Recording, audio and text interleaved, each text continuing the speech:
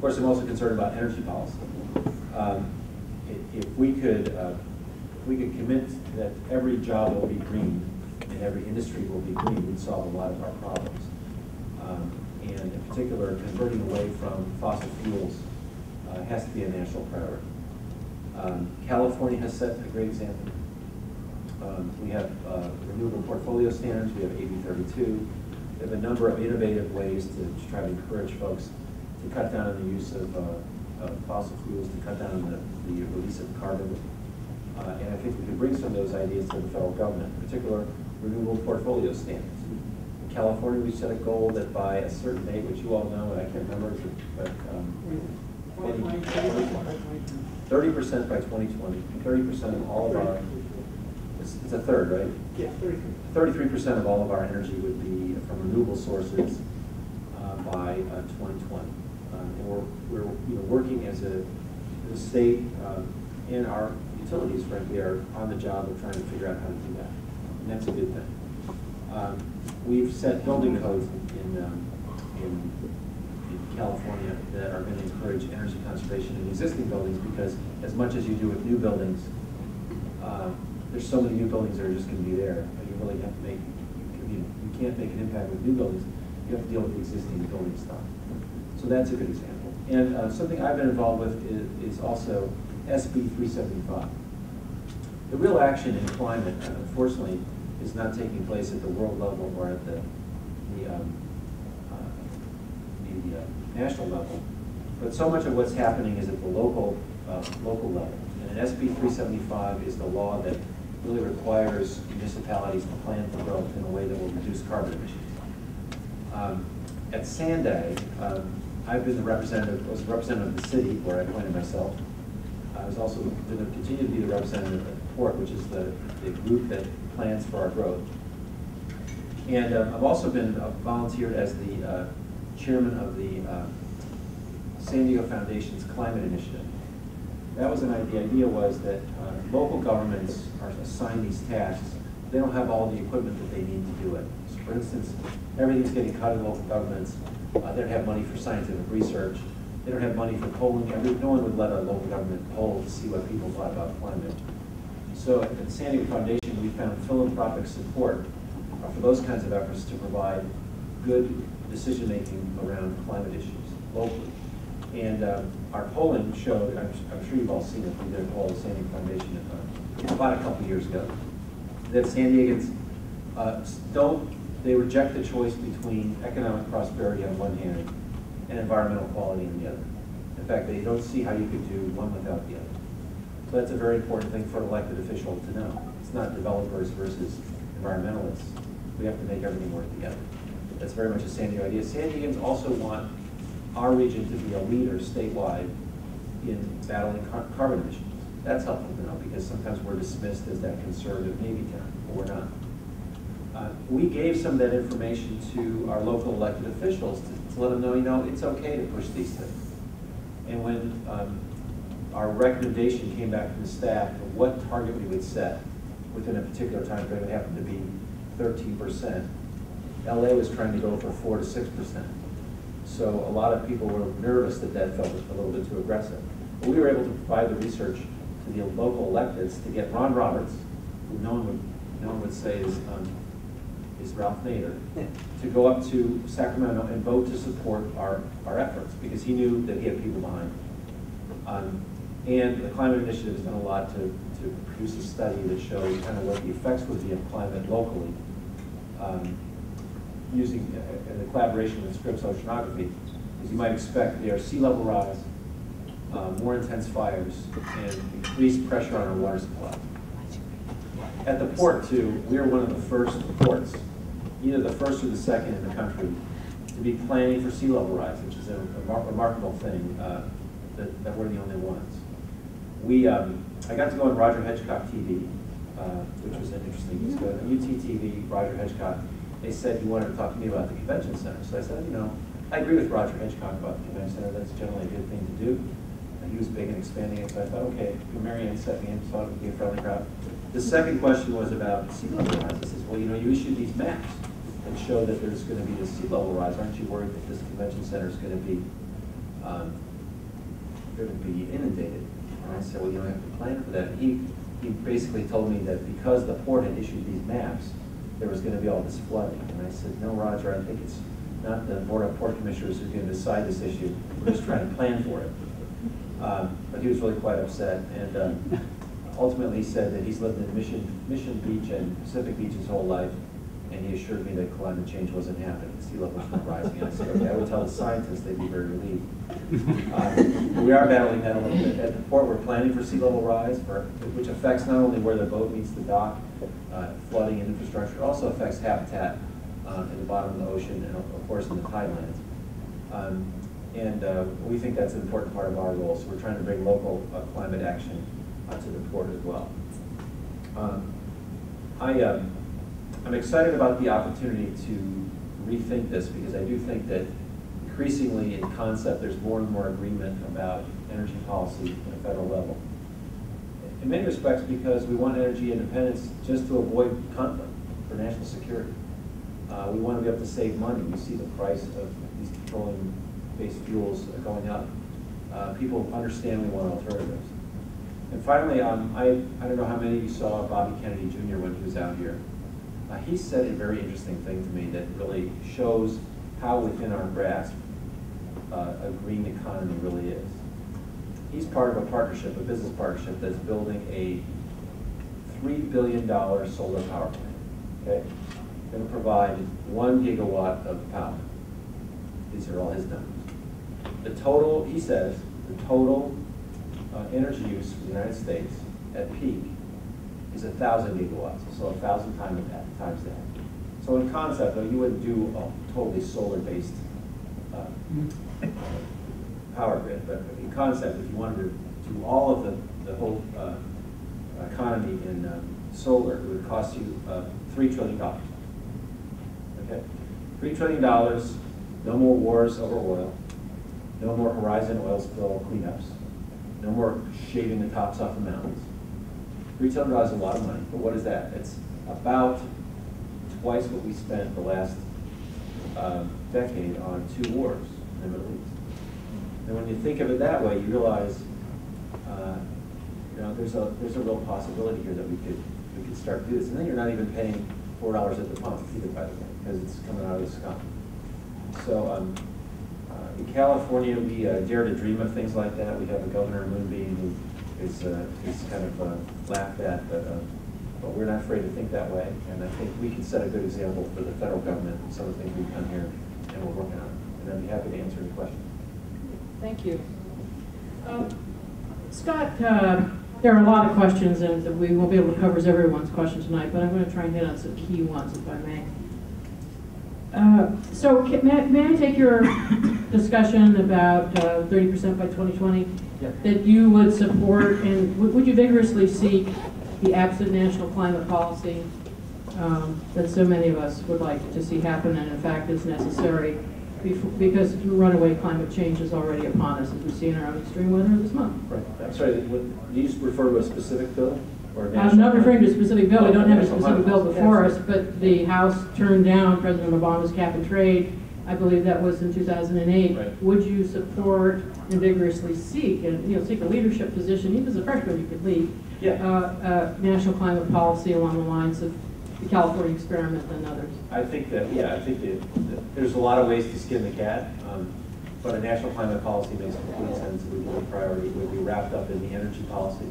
And frankly, transportation as well. There are a lot of things that happen in transportation that affect energy. But I think, I think we have to tackle it as a national issue. Thank you. And with regard to public lands have a lot of use in terms of our East County lands in particular. We're seeing provide recreation and all kinds of use. I assume as an environmental lawyer, I don't want to speak for you, but that public lands you know a great deal about, and I'd like to hear your views about public lands in general, but specifically, we have folks in East County who are experiencing wind placements and potentially large solar arrays that are, the wind in particular, as I'm told, is creating a lot of issues. It's not just lifestyle issues or a NIMBY issue, but is really making East County unlivable for folks and creating health and safety in terms of fire and so forth, kinds of issues. Could you talk about that a little bit? I understand that, and I'm concerned about that. Was involved in fighting some landfills out there on behalf of the county some time ago, and know that there's a real value to that lifestyle. I'd like to protect the lifestyle. I will say, though, that you can't make guarantees. We are all understand we're about to face some really tough choices having to do with climate. You know, we're going to have to make sure that we do provide, where there's a lot of sun, we're going to have to put in some solar. Where there's geothermal, we're going to have to install some stuff. We're going to have to take advantage of that so we can save the air, the climate from the carbon in other places. So I think it's about providing a balance. It's about listening hard to those folks whose lifestyles are affected and minimizing that to the extent that we can. But we really are talking about saving the planet. So everyone's going to have to pitch in. Thank you. And there's lots of follow-up I'm sure we'd all like to make in this dialogue. We realize you have to go, but we appreciate you sort of beginning the dialogue with these. And by the way, anyone can email us at the campaign if anything's unclear or you have to follow up. I mean, we'd be happy to. Yeah, that would be great.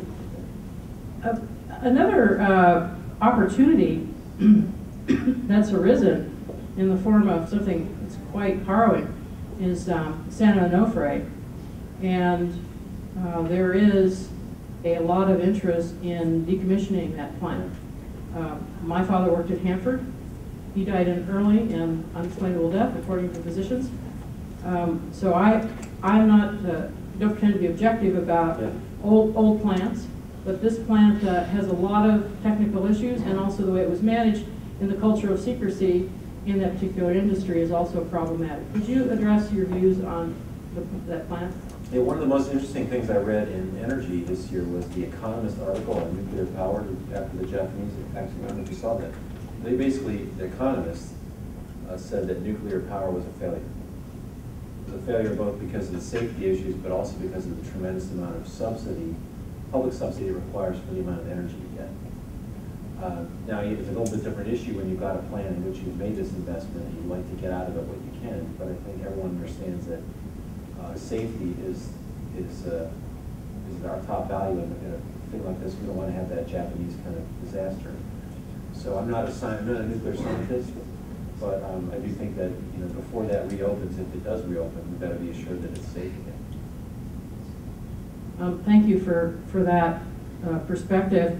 Likewise, on the dirty energy front, and then I just kind of want to pair this with what's going on with community choice aggregation. Lane Sherman is here, or was here. Lane, are you still here? I'm here. Ah, there he is. On the dirty energy front, as you know, University City, Right. a stealth power plant proposal popped up that had been worked on a long time. I was at the hearing. It was universally rejected by community members that night under Shirley Leitner's. There was no notice. People just came and spontaneously objected, and intelligently so, I might add, around health and safety issues, around the lack of political transparency, and also around the fact that people really want renewable. As the polls show, swing voters. The Ohio University City, I don't know how they're polling for you, Scott, but generically we're seeing polls, and I have them here, that the swing voters now are adopting renewable energy and climate change. Could you address that particular power plant? And by the way, I forgot to mention, people talk about jobs being the thing that's prime on people's mind, which is true. One of the things that folks don't want is they don't want those green jobs to go to Texas or China. They want them here. So that's another thing that I also mentioned that polling we did. I've been involved. I think there's two issues. One is the siting issue. I'm always nervous about putting a big facility like that in a residential area, which I think these essentially are. They're open space areas. The one in University City is by Nobel Park, which is the library and the soccer fields that I opened when I was the park that I opened when I was on the council. I had a similar issue in Rancho Penasquitos where the water authority wanted to put a huge facility in Ridgewood Park, right next to where families play and recreate. And we got them to spend a little bit more money to move it down Mercy Road toward the highway. If you ever see that, it's a big building that sort of sits up there. You imagine that next to a neighborhood park, it would have been something. So the siting issue is really important. That's more of a local issue. But again, at the federal level, I think we want to be encouraging a different mix of energy so that we're not building those new plants like this.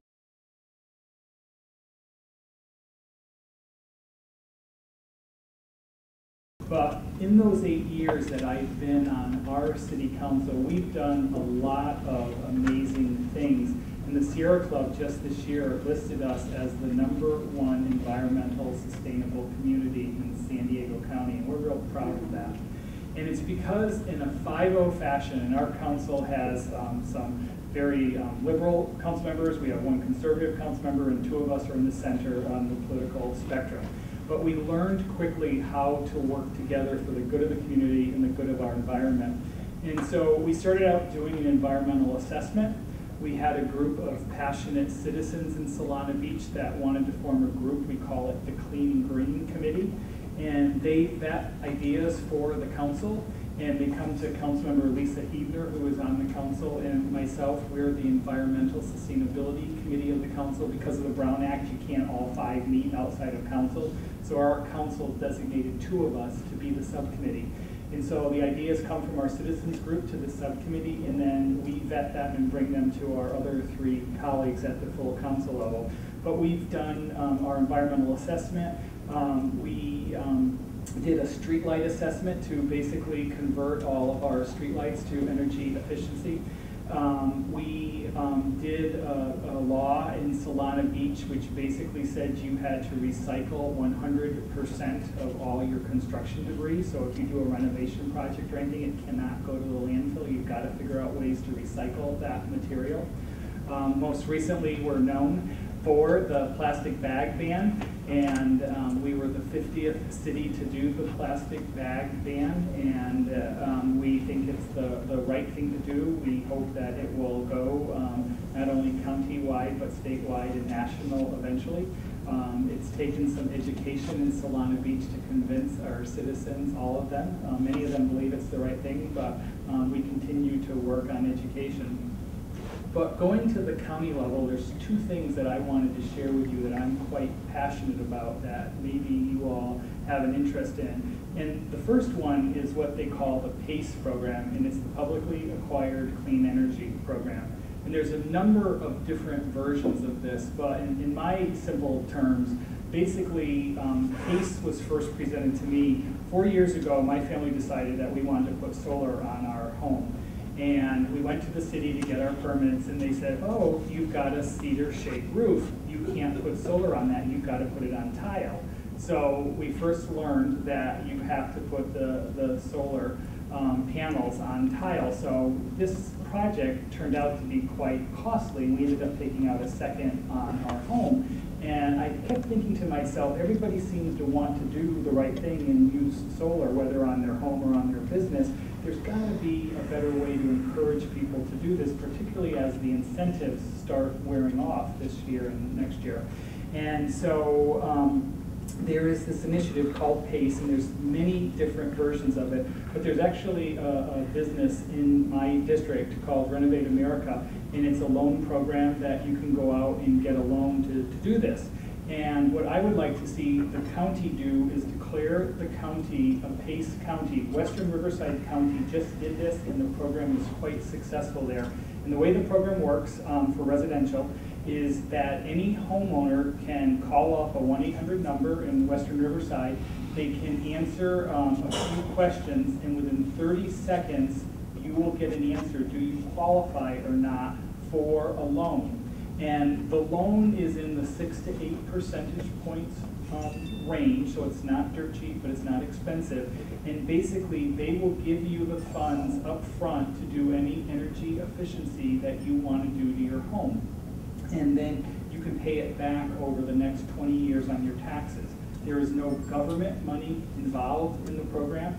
It's good for the environment, it's good for the economy, and it's just good business. And so it's working there. There is a downfall to it. The Federal Housing Administration has said that they will not treat it as the primary on your loan. So if you choose to sell your home, you have to pay this loan off first. but usually when you do enhancements like this, it adds to the value of your property, and it shouldn't be difficult to recoup your money if you choose in 20 years to do it. So that's one of the things that I want to do, not only for residential, but for business. And you know, the sun is our greatest asset here, and we really ought to take advantage of the #1 solar county in San Diego. The other initiative that I'm quite interested in, and I have to say it's an idea that came out of Clean and Green in Solana Beach, and that's to set up an alternative utility company here in San Diego, and it's called Consumer Choice Aggregation. And believe it or not, SDG&E is willing to work with us on this concept. Diane Jacob on the county board and I are both very passionate about wanting to do this. And basically under the CCA model, you declare that San Diego County is a CCA, and everybody is automatically opted into it, and you have to opt out of it. And under the CCA model for residential, you buy your solar and you have choices. You can buy 100% green. It's pennies more expensive in some cases.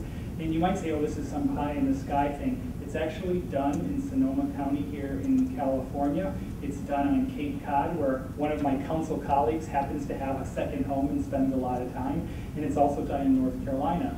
And it's kind of like one of those things, why didn't we think about that? It was legislated to work. And I really think it's another thing because it can help us have more competition in the utility field. And I think it can help us meet our green goals a lot quicker. And basically under a CCA, it's a broker that goes out and buys clean energy from various sources. So I'm really excited about these two initiatives. And one of the things that I discovered when I got elected 8 years ago is you have to learn how to count to 3. I thought when I became first a council member and then a deputy mayor and mayor that, oh, I could just basically do what I thought was the right thing to do. I quickly learned, no, you can't do that, and you have to find colleagues to work with. And so I was pleased after the primary that 3 of my potential colleagues on the county board of supervisors actually contacted me and said they wanted to meet with me and talk to me about what my priorities were should I get elected. And so we started talking about some of the things and things that we might have in common with each other because, you know, there are some policy differences between the current board and myself, and we recognize that fact. But I think some of the things that we agree on are strong fiscal discipline. We want to keep the AAA bond rating here in the county. Diane Jacob and I are passionate about fire management and fire protection, because what happens in her East County district affects my district over on the coast. And you should know that District 3 is the I-15 corridor from Escondido down to Grantville, and then from Scripps Ranch, Tierra Santa, across the 56. It goes down all of University City and goes up the coast. So Del Mar, Solana Beach, and Encinitas. 620,000 people in the district, 320,000 voters. So it's a gigantic undertaking. But I will close and take questions if you want. But one of the things that was really exciting, if you do still read the UT San Diego, Logan Jenkins, who writes a great column a week ago Monday, put into the column that he had contacted both mine and my opponent's campaign and had heard we both had polled recently, and my opponent chose not to give him his poll results and said that they were confidential, and his communications director actually said, oh, you shouldn't release confidential information. I turned to my campaign manager and I said, why not? We're up 18%. So we are extremely excited. A little over 50% of the people are still undecided, but we have a great shot at this race. And again, I will not be partisan, but one of the interesting things is I happen to belong to one political party, the incumbent belongs to another political party, and the incumbent has endorsed me. And so, as has one of George Bush's cabinet secretaries and many other people from the opposite political party of my own, because this is a nonpartisan job. I am running a bipartisan campaign. My assistant campaign manager belongs to one party, my campaign manager belongs to another party. And I think the issues we have in San Diego should not be settled in a partisan fashion. They should be settled in what's best for San Diego County.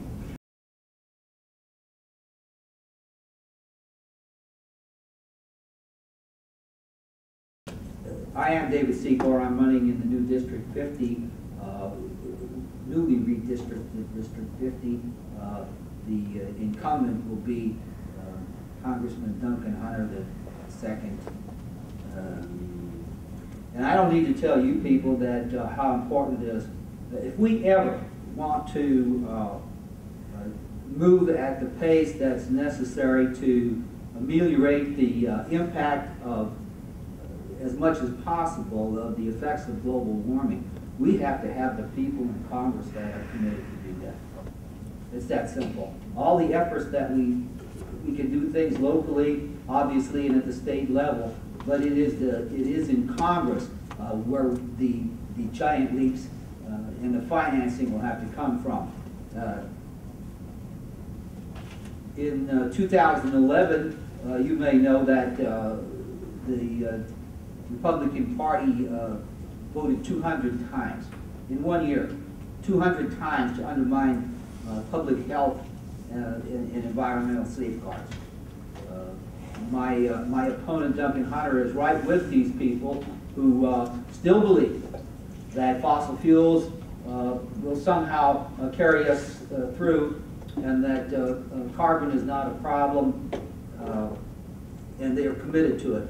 I don't know how many people know. Last year, when elections, when the big fight was on about the XL pipeline, and they wanted to tie it to the payroll tax reduction, the GOP and their and Fox News, which I call the Judas goat for corporate America, the two of them talked how important it was to get the XL pipeline in, and how it was going to save gas. I don't even know how many people here know that if the XL pipeline goes through, it will raise gasoline prices in the United States. Because that tar sands oil, which is 4 times dirtier than regular oil, is going to be used, once it gets to the Gulf, to make diesel for export. And so the Gulf refineries that are now refining gasoline, the money's in diesel. So they're already shutting down gasoline refineries to make diesel refineries.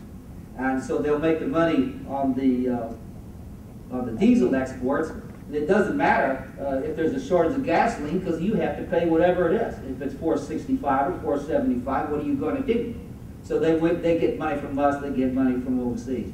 But I want to mention a few things locally, how important it is. I am just a working person who quit his job last year because the Democratic Party wasn't going to put up anybody against Duncan Hunter because he's supposedly unbeatable, right? So as one who was ready to retire and who had a small pension and who would get Social Security, I didn't need to do this. I don't want to do this. I don't want to be a representative. I felt compelled. I felt I had to do this because no one is representing the people in District 50. Certainly Mr. Hunter, who represents Pentagon contractors, and other than that only tries to turn his personal religious beliefs into federal law. Those are the only 2 objectives he has. And no one is representing the people in this district. So that's why I entered the race. I defeated 3 other people in the primary to face Mr. Hunter November 6th. The GOP in the House, the extremists in the GOP in the House, are the ones, along with their 24-hour commercial called Fox News, are the ones that are keeping this illusion that fossil fuels is a viable way forward. And that something like Solyndra turns into a big deal. Solyndra went bust because at the time when they were getting ready to get going, China cut the cost of the price of polysilicon chips by 50%. So even though Solyndra was thin film technology, nevertheless, the price of Chinese panels obviously went down so much that Solyndra, even though their technology and everything was fine, it wasn't a matter of the fact that it was a boondoggle. It still will work. You know, that technology is still good. But the reason for its collapse is not that they were putting too much high-priced furniture in their offices. But Fox News has been able to spin this so that the regular people believe them and believe the GOP. Three things about locally quail brush. I've spoken at the Board of Supervisors, County Board of Supervisors, to get that thing killed, which we did manage to do. Then just last week or the week before, I spoke at San Diego City Council against quail brush, and reminded them, you know, the city of Santee, if they had property on the edge of Balboa Park and decided to build a quail brush plant next to the San Diego Zoo, I can understand, well, you might have a problem with that. Well, as neighbors, we have a problem with that too, and we would never do that to you, and we do not expect you to do it to us. And I think we're going to be successful there. I don't know about the CEC. San Onofre not only has to be remain shut down, so now it has to be decommissioned and removed. I want people to remember, just because San Onofre is shut down now and is supposedly able to withstand a 7.0 earthquake, and I don't believe that. In no way do I believe that it actually would withstand one, given the condition it's in now. And we certainly could have one larger than that. In Fukushima, when they had that disaster, their number 4 reactor was shut down when that happened. And if you have been following that stuff over time, the cesium radiation out of reactor 4 is worse than any of the others. So the idea that just because San Onofre is shut down, that an earthquake wouldn't have the same effect here with regard to radiation release and turn the entire San Diego County into a place that won't be livable for some 1,000 years is not right. It needs to be shut down, and we need to switch to green energy. We need to go with the CGAs like Patrick was talking about. And quail brush, again, like I said, it was unnecessary, and we did get it stopped so far, but remember too, this was right on above Mission Trails Park. It is the one beautiful area right there where thousands of people go for hiking and events out there. It's real open space. And once you destroy the environment, it doesn't matter how good your business is, because it's not coming back. And when with regard to Tule Wind in Ocotillo, I also went there for the protest there. You know, a lot of people who believe in these huge horizontal axis wind turbines, that, you know, like the president believes this, the governor believes this, that you can put up these huge 150-foot wind turbines, it's only desert. It's only desert. Well, when I was a little kid, I remember a program by Walt Disney. It was called The Living Desert. The desert is an ecosystem. Just because you don't see big oak trees or whatever it might be, it's there for a reason. It's there for a reason. And to destroy the environment in order to put up these monstrosities is ridiculous. And the fire hazard in final about that issue, the Santa Ana winds are coming the end of this month. The last major fires we've had have all been at the end of October. These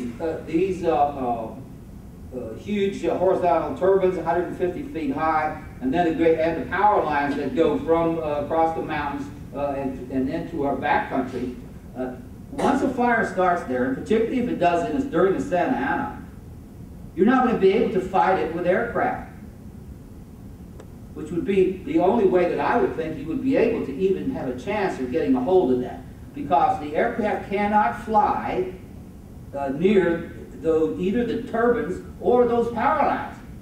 Period. So if you have power lines that are 100 feet high, your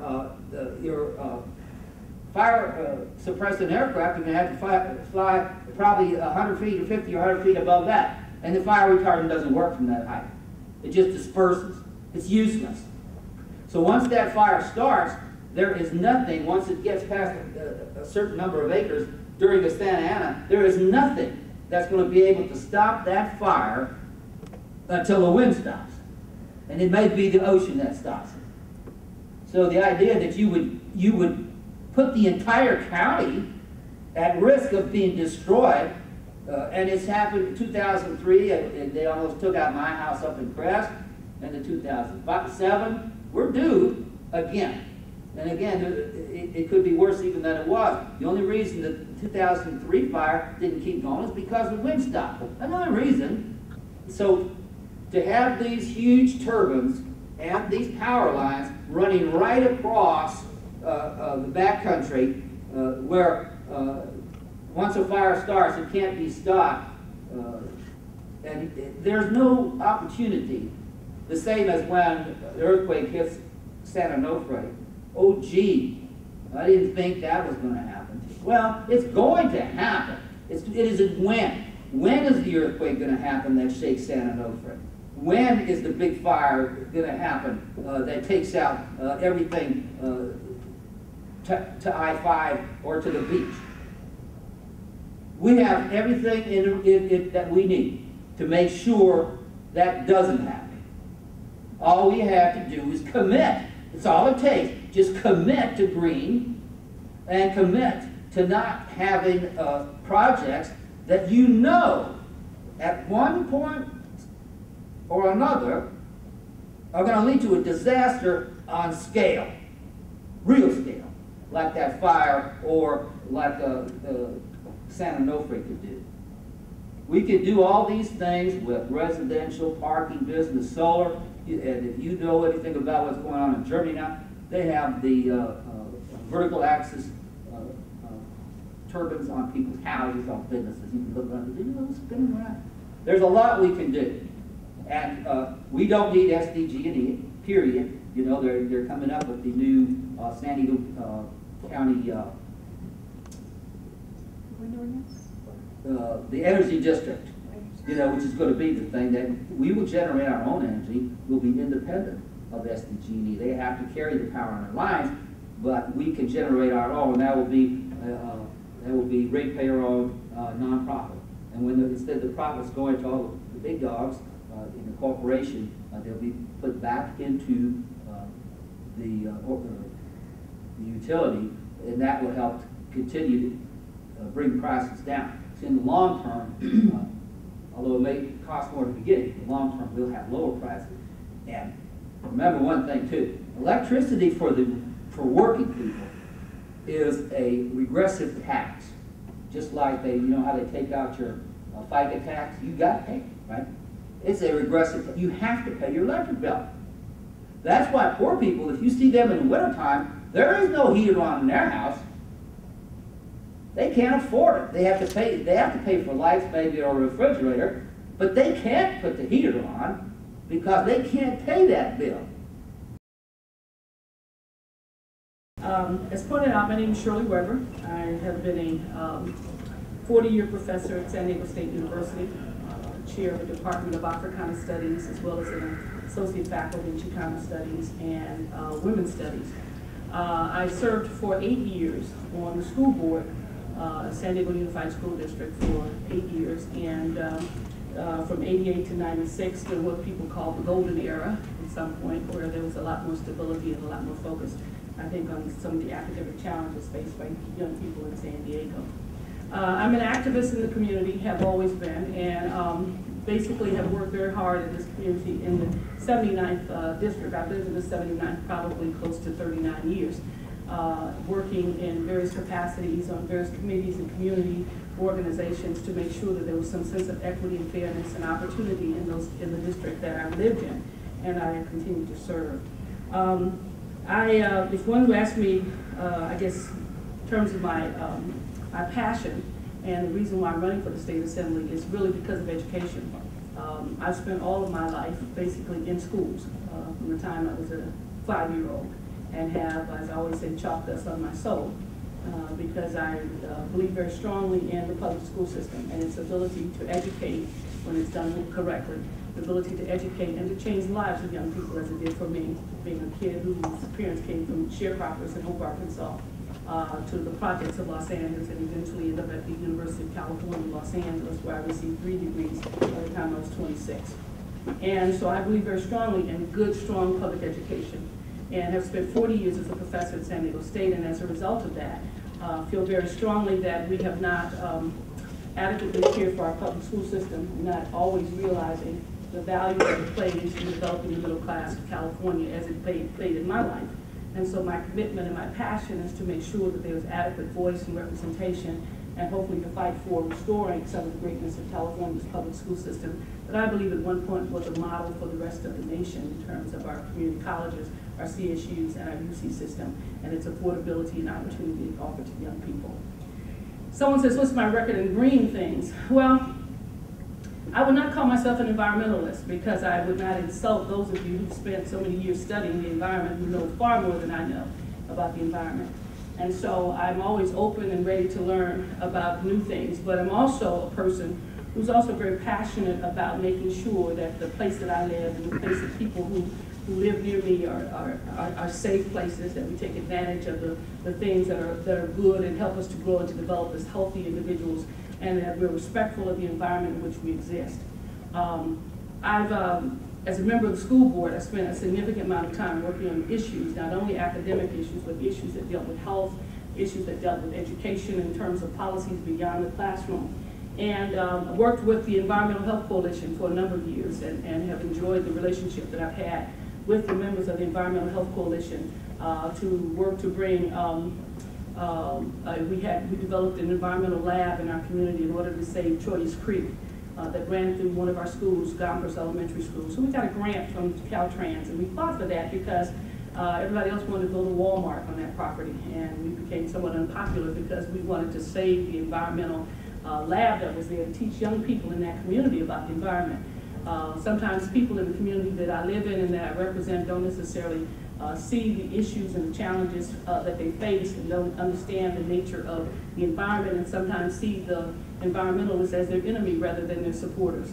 And so there's always this tension that's there between trying to do things that are good for the environment and helping to grow, and the relationship between that and between jobs and opportunities.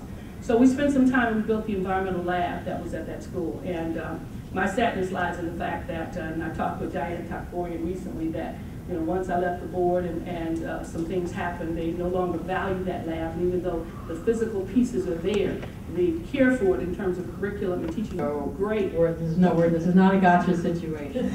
And we appreciate so much that your comment that you're willing to learn about opportunities and learn more about the sector, which frankly is involved in some ways from dark green to bright green, which really connotates the job component. Exactly. And so I think we might have, all of us here might have a discussion with you, and we can assist you in any way in understanding that more. I'm sure there are a lot of professionals, including myself, Mr. Ball, would be happy to do that if you ever need our help. Well, I look forward to that, because I know that in the community that I represent, helping them to understand the importance of the green environment, helping them to understand it is also connected to their ability to work. They do not see it as a negative, but as a positive. And I'm optimistic that that will happen. I'm very committed to making sure that the communities and the industries in San Diego, the biotech industries, and those kinds of places that we often talk about, that they somehow or other move their way south of 8 into the schools and the community colleges, so that we can really talk about training and programs that enhance young people's lives. I was very distressed, I think, when I went to the Future of San Diego's thing. Some of you may have been out there at the water overlooking the ocean. And I felt very disconnected, because I felt in many ways the Future of San Diego did not include my community, that it did not address some of the issues of poverty, it did not address some of the issues that need to be addressed by community people who are not connected to the biotech industry, and that much of the forum and the issues that were there were really addressing a totally different world. And we have to make sure that we then bring that south of 8 into the communities of where people can understand that it's not just about the biotech industry that's in the Sorrento Valley area in the north, but it really is south, and that we can do some things, hopefully, in a very constructive way to partner with schools and universities and community colleges, so that green becomes something that the communities embrace and appreciate. Thank you, Dr. Weber. One of the things you're going to run into in the assembly, should you prevail, is that you'll run into, we're now in the implementation phase of what's known as AB 32. That is a cap and trade program, which is setting renewable portfolio standards by the state, is now going to be happening in January, I believe, and there's a lot of money coming out of AB 32. Some say hundreds of millions, some say billions or more per year. Some of that is already being sliced and diced, and some of that, as I understand it, is going to education, which is a good thing, as well as to clean energy, and we don't know where some of the other money is going, I'm quite sure. But is this something that, it sounds like you're shaking your head like you're aware of it, is this something that you think you would be supporting in terms of creating a marketplace for emissions in an effort to reduce emissions? It was, it was begun during the Schwarzenegger era, and it was a bipartisan effort in the Assembly and the State Senate. I no question. I mean, I would be very supportive of it, as I pointed out earlier. I was, I don't know if I did, I was raised in Los Angeles with the red ring around the city as a kid, and I understand how difficult it can be when those emission standards continue to increase and increase, and the negative impact it has on people's lives. So I would be very committed to working to make sure that we reach that goal in 2020, and that we do whatever we can to keep it down. When I left Los Angeles, like I said, they had a ring around the city, the red ring. And I remember that so clearly because of I didn't think we'd ever get rid of that ring. And I surely don't want us to go back to that level of pollution again. And I grew up with that, and it was forever on my mind that something was clearly wrong with this environment. And we have to do, and those who don't remember it, obviously, it's something that that's not a part of their reality. It is a part of my reality. Thank you. Wanted to ask you, I'm sure you're familiar with Prop 30, the Governor Brown Education Tax Initiative. There is not an absolute certainty that will pass. If you are elected and it doesn't pass, do you have some ideas about how the state can move forward and fund the educational institutions? I really, everybody I've talked to in Sacramento don't really want to talk about what happens if it doesn't pass. Because if it doesn't pass, it's going to have a real horrible effect on our schools and our communities. And the choices are not good in terms of what we have to do. I'm going to do all I can to try to protect our schools, because I think when you begin to dismantle your school system, it is a long journey to put it back together. Plus the impact of dismantling schools and universities and opportunities is a downward spiral that that doesn't help you to rebuild in other areas. I've seen that in schools where schools have cut critical issues, and San Diego City Schools is one of those. They cut much of its technology and its science programs about 10, 12 years ago. And it has yet to really rebuild a strong math and science program in those years. When you toss out the expertise, you talk about the curriculum, the training, it's hard to rebuild. And so I would definitely fight very hard. And I know there are a lot of competing interests because you're talking about healthcare and social services, and a whole lot of folks competing for very limited resources if we find ourselves without that. But I would fight very hard, because education, like I said, is my passion, to make sure that, because I think that is the futuristic view, that is a long view, that is a preventive view, and to not fight for it and to allow our schools to continue to go down and disintegrate would have devastating effects, more than just immediately, but for long term.